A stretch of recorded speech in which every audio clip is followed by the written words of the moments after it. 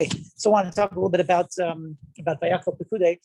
Interesting, this week's parsha mentions the malachos. This is a famous source. How do you know there are 39 malachos, 39 forms of work that you can't do on Shabbos? Where does that come from?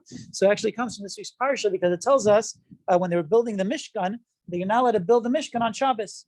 So we got from there, well, if you can't build the Mishkan on Shabbos, it means that all the work, all the types of work that went into building the Mishkan must be forms of work that are forbidden on Shabbos. So what are the 39 malachos? There are 39 forms of creative activity that form the Mishkan. That's actually how it works. So anyone who knows halacha, that's what he knows. He knows that it took 39 forms of work to create the Mishkan. These are the 39 forms of work that happen to have to do with the Mishkan, kind of arbitrarily. And the Torah says, don't do malacha, and that's called malacha. So it must be that those are the 39 forms of work, and that's it. So if you have a different form of work that's not included, it's not one of the 39 forms of work. So this is kind of strange to anyone who's learning it. It sounds like the Mishkan is very arbitrary in this whole story. It happens to be called malacha. It happens to be the 39 forms of work to build the Mishkan, and the Torah said, don't build the Mishkan on Shabbos. So we know you can't. Those are 39 things you can't do on Shabbos. I mean, that's pretty arbitrary. There has to be some deeper connection, you would imagine, between the Mishkan and Shabbos, one would think. Otherwise, it's completely arbitrary. And I've heard the question asked a little stronger. According to some opinions, had the Israelites never sinned with the golden calf, had we never sinned with the egel, with the golden calf, there would have never been a need for a Mishkan. The Mishkan, in a way, was just a rectification for the sin with the golden calf. Okay, so it would come out that if they didn't sin with the golden calf, there was still Shabbos, because Shabbos was one of the 10 commandments, but there's no Mishkan. If there's no Mishkan, how are we going to know what are the 39 forms of work? It wouldn't be anywhere. There's no source for 39 forms of work because it all comes from the Mishkan. There wouldn't be a Mishkan. The Mishkan was only a rectification for the Egel. So all this is part of the question of what exactly is the inherent connection between Mishkan and Shabbos.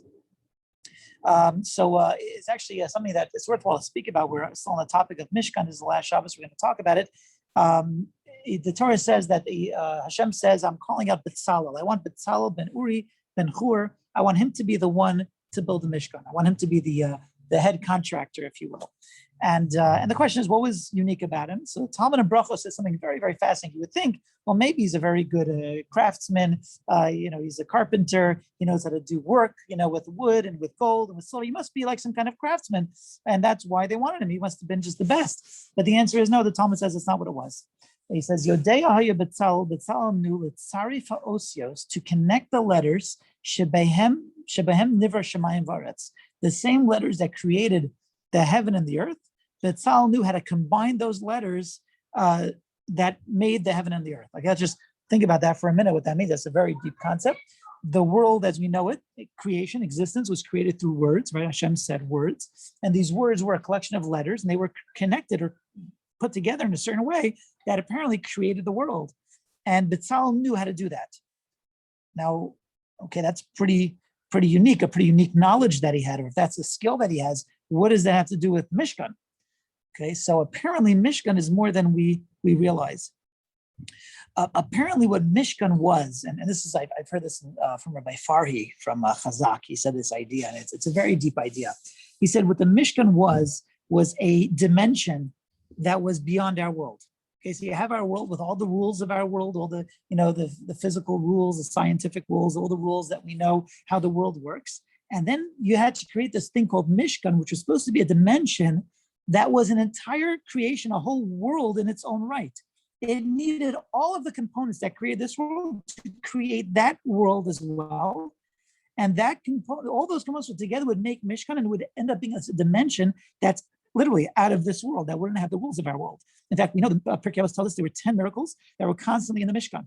Miracles that that it just didn't seem to work the way the rest of our world works. It had 10 different types of miracles that happen all the time on a regular basis. And in fact, I read something, I don't remember where it was, but about the Aron, that if you went into the Kodesh HaKadoshim and you measured the Kodesh HaKadoshim with the Aron there, without the Aron there, you would get the same exact measurements.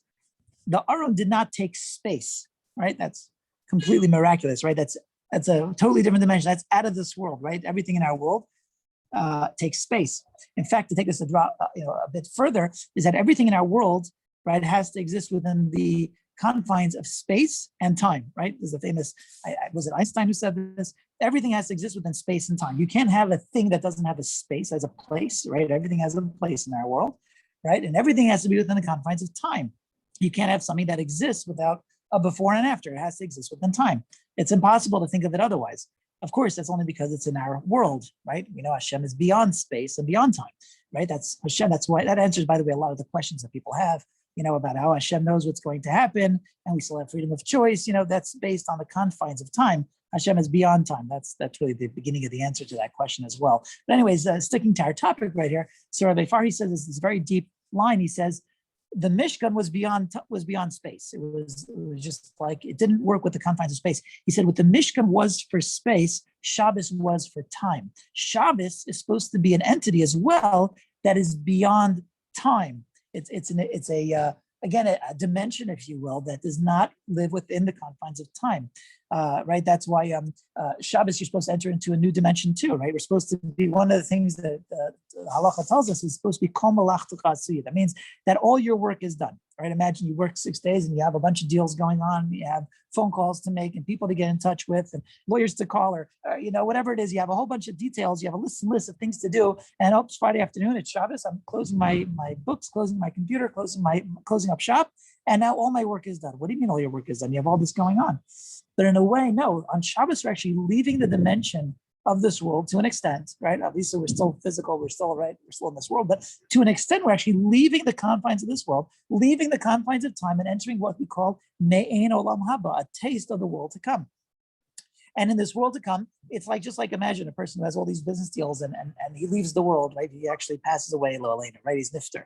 So whatever it is, he left everything, it's over. Right, whatever it was. There's still stuff to do, so that's too bad, right? In a way, on Shabbos, we kind of leave the world to a certain extent, and we enter into a new dimension of Shabbos. So Mishkan and Shabbos were both these creations that are dimensions by themselves. They're worlds by themselves. They're kind of out of this world, right? We have that expression, out of this world. They're literally out of this world.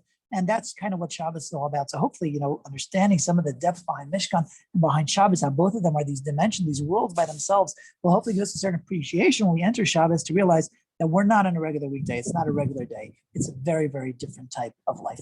I wish everybody a wonderful Shabbos. Take care.